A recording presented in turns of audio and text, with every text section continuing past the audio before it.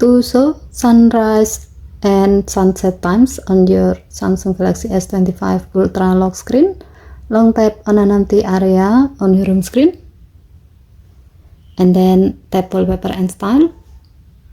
Tap the lock screen thumbnail. Here you can see a widget bar just below the clock. It may show add widget or already have widget. Tap the bar to show up the widget list. Scroll down the widget list.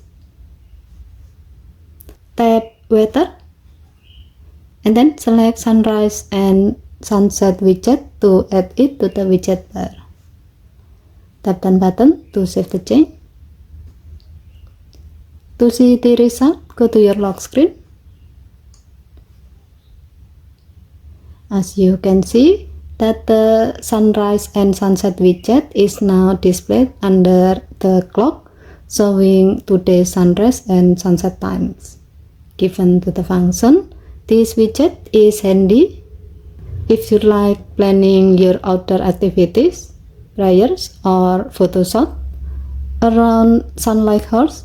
And the best part is that you can check it without even unlocking your phone. Okay, thank you for watching. Please help to like and subscribe. Have a nice day.